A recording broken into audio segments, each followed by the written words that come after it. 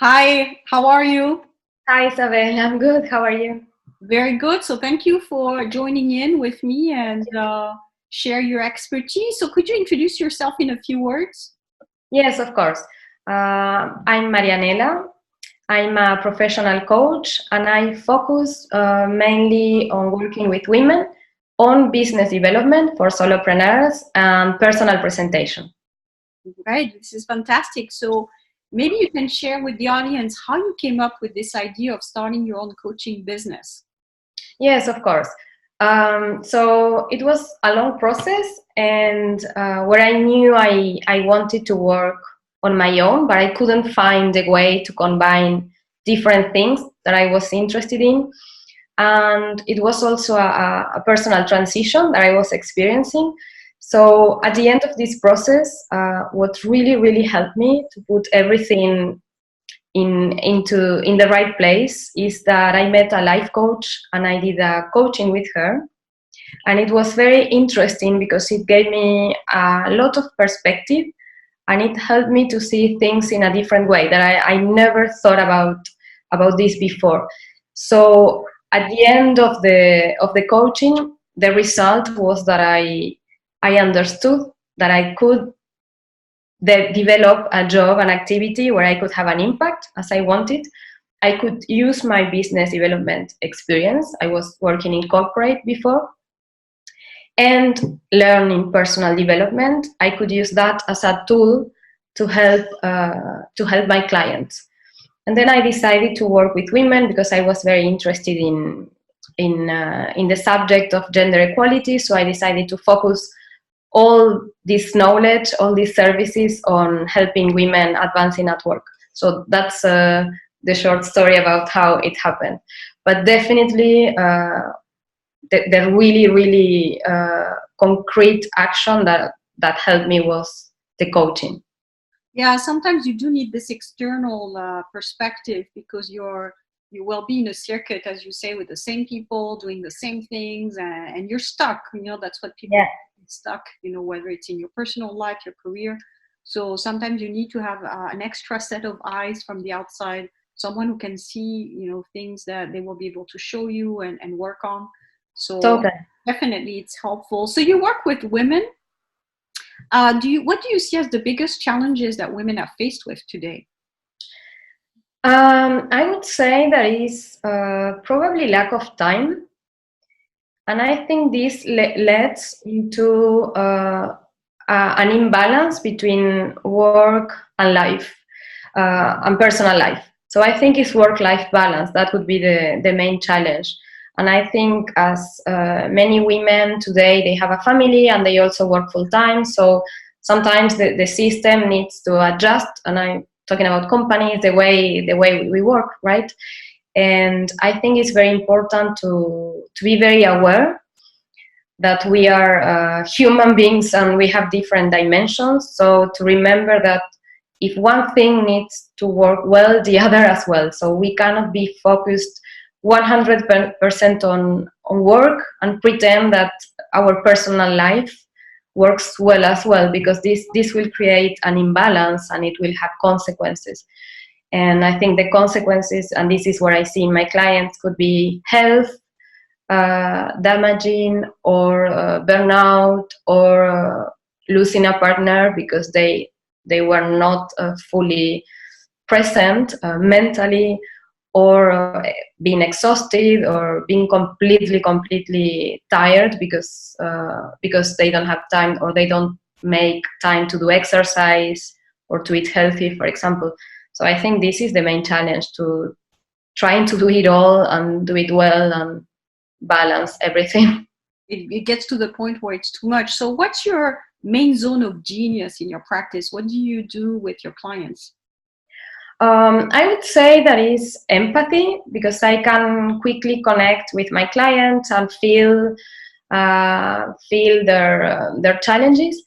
And I think is also that I really like working my client strength and easily see their full potential. And sometimes they are here and they want to do something, and for me it's very obvious that okay, I start saying, okay, you could do this and that. And for me, this is quite clear, but for them it's not, because we tend to be I think we tend to be very humble with ourselves. So I think it would be that it's I get very passionate, work in their strength, and see how far this person can go in their business or in their career, and helping them to get there.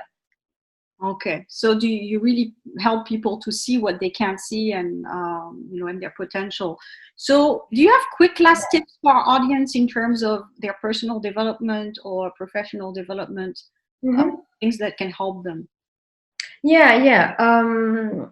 Well, there are things that are very pragmatic that help me and my clients a lot. One thing is, for example, doing professional networking. I think this is something that might seem very simple, but not everyone uses their professional network. And it doesn't mean that you need to attend cocktails all the time. I mean, if you like it and you have the time, it's great. But there are many simple things that we can do to activate our network, like, for example, contacting people on LinkedIn, or having lunch with someone we know but we haven't seen in a while, ex-colleagues, friends, anyone that you can, and you can adjust it to your time availability and to your way of being. Of course, if you don't feel comfortable contacting random people, you do it with people you know. But to maintain this network active and let people know what you are doing, help them, let them help you. So this is I think is great. Then I think investing in your personal and professional development is very important. I think personal development is, for me, is that you can read books, go to conferences, see things on the internet, Google, do coaching, but I mean, whatever you can afford in terms of time and investment, but that allows you to know yourself better, so you can take care of yourself and your needs, and acknowledge your needs and understand what's better for you, which are your next steps in your career. And also, I would say to find a mentor if you can, because I've seen many cases where this has helped a person advance better. It doesn't mean that you cannot do it with a mentor, but it's to have someone on your side who has the experience, who's been there, who has walked the way, your path before you do it, someone you admire, is very valuable. Yeah, finding someone that will work. And I think also now you can find mentors online. Virtual mentors, as I call them, through YouTube. You have a lot of people who are experts in different subject matters. Also TEDx, more on the physical. If you go to events, you can find people there also in your topic, same thing in your area of work. So yeah, it's widely available now, not so much necessarily in the formal type of situation, just like a program that a company would have for potential, which is really what happened when I started working. It was really for high potentials in a very formal program. But I think now it's really opened up with different information online, where you can really follow people even for free, on YouTube, and listen to them, listen to their expertise, and get some resource from it. So that's the idea, is that people get resources, and it doesn't cost them necessarily any money, but they get those resources and this inspiration to take them to the next level. So yeah, I think it's also very important to be curious and go a little bit further, like not staying always with the first answer in general, in anything you do in your career, whether you are developing your project or whether you are in a company. Always asking.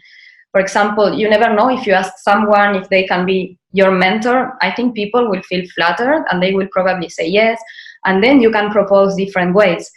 And I wanted to mention, now that you were saying that TED and all these people that you can search on the internet, I met, for example, someone who was part of a program, a mentoring program, and it was very interesting the way they mentor my clients, because she was the shadow of the mentor.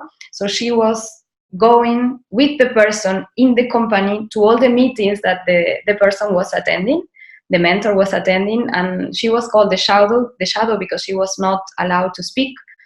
of course, because these were kind of confidential or important meetings, but she was learning the way this person worked and the way she interacted with different stakeholders. So this is an experience from first hand that you can only get this way. This you cannot learn in the university. Yeah, and it's available to all managers really who would watch this video. Is that if you're a manager, you know, it doesn't cost you anything. You just bring your employee along with you during your day of work, and that's it. That's shadowing for the employee. It's free, you know, and it's very much a learning experience for the employee. So, so yeah, there's very easy ways to develop and to learn that are not necessarily big programs or big investments. And I think making it simple, really. Training is simple. You know, you can train yourself now, especially now with the internet, very, very easily. Yeah.